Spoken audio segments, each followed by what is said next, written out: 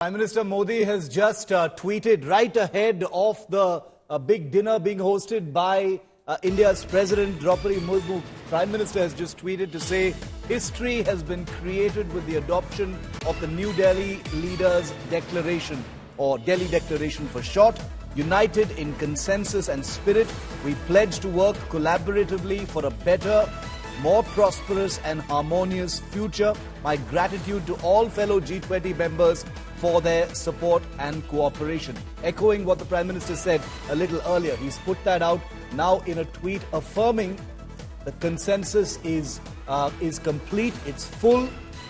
Difficult issues have been navigated successfully by India's diplomatic machinery, and this happening in India's presidency is of especial value because India's position on the Ukraine conflict has been a centerpiece of politics over the last 1 year.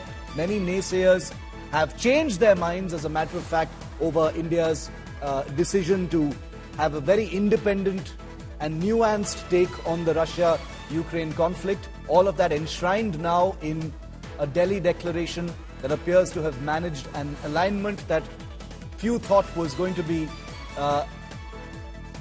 announced today itself, but that's what day one of the G20 has been like. Rajdeep, the consensus being mentioned here by the Prime Minister. That's right. I think consensus is important. I sometimes hesitate to use the word history. I don't think the word history which is used will be judged by the future.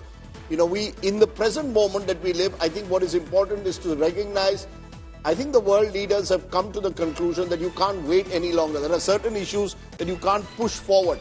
I know even on emissions, for example, they've mentioned in the declaration, we hope that targets will be met in Bali. So there's a lot that countries have to do to walk the talk when it comes to what they say in global meets like this. On Ukraine too.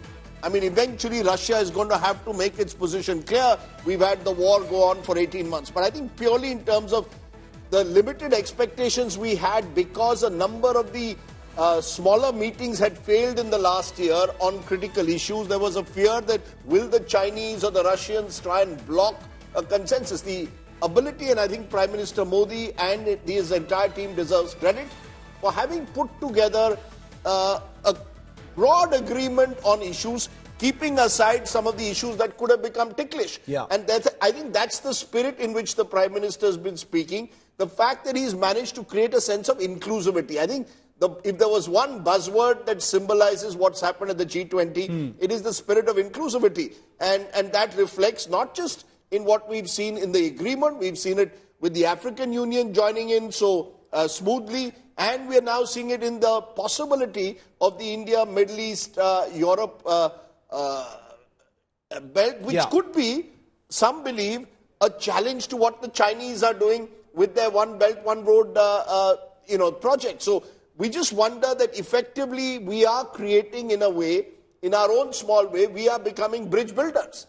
I mean, I think we will be seen. Would that be fair to use that word for India's role, Mr. Kaju, that India has been a kind of a bridge builder at a difficult time for the world post-Ukraine? I think in as much as this clean document, we have different positions and very strongly held positions.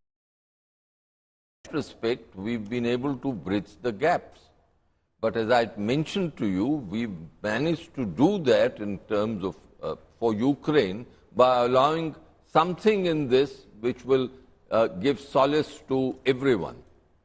Right. So it is, in a way, it's a well-navigated compromise. It is a very, very well-navigated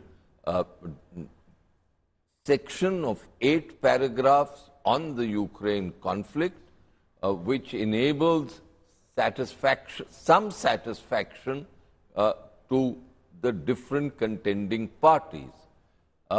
Now, will this lead to a successful resolution of the war? Therein, there is one paragraph which says that we want a just and durable peace, and we will explore all options. I'm paraphrasing. all options which enable that in line with the UN Charter. That's, to my mind, diplomatic motherhood and apple pie. We've just got some images in. I just wanted to quickly refer to them, gentlemen, of Giorgia Meloni, the Italian Prime Minister, at her bilateral with the Indian PM. Giorgia Meloni has very openly confessed to be an admirer of the Prime Minister. She's called him one of the most beloved world leaders. They do share a nice chemistry as well. No, all not smiles. one of the most loved world leader. The most loved leader was what she said on the sidelines of the Raisina dialogue earlier this year. No wonder all smiles. Very good body language as well. The Prime Minister and the Italian Prime Minister there at their bilateral. It's the final bilateral of the day.